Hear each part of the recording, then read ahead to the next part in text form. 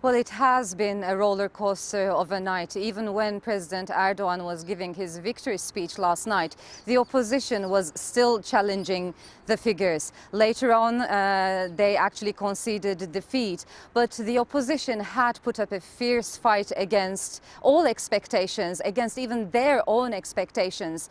And they had felt the power was within their reach. So they lost it. They are feeling a huge sense of disappointment at the moment. Turkey feels today an ever more divided nation. On the one side, there's a jubilant crowd applauding Mr. Erdogan's yet another victory, and on the other, a defeat from the opposition. They are saying the race wasn't fair, but President Erdogan has once again proved to be invincible. I'm joined by Onur Erim, a former advisor to the governing AKP.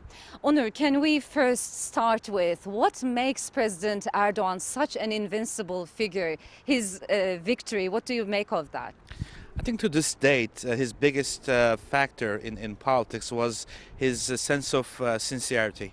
He always was very frank with the voters, and he always got his message across, and he tried to live up to it. But may I just say, definitely hats off to Muharrem İnce last night, because he did something that especially CHP leaders hadn't done for a long time.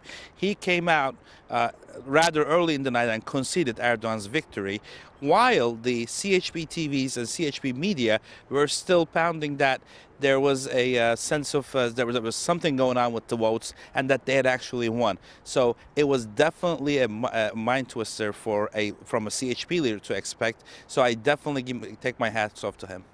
But Muharrem İnce, main challenger of Mr. Erdogan, actually also said that this wasn't a fair race.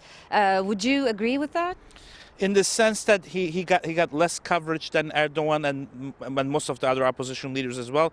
Yes, it may be, but also you have to realize during the entire campaign, the sense was that Muharrem İnce got even higher votes than Erdogan, and when you especially compare like that, he wasn't given a fair chance. Now that we've seen the numbers, that is not the case. Let's not forget, President Erdogan got the highest vote ever probably in any presidential race that had more than 2 contestants. So when you look at the numbers, I can't really justify that it wasn't fair. Okay, Onur Erim, thank you very much for joining us.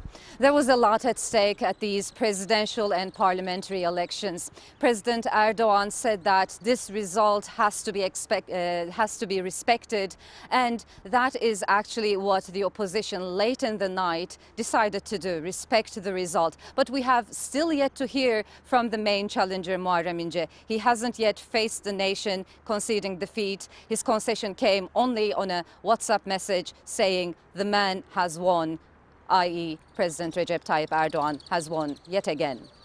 Okay, Celine, thank you very much indeed. Celine Gerrit, who's in Istanbul for us.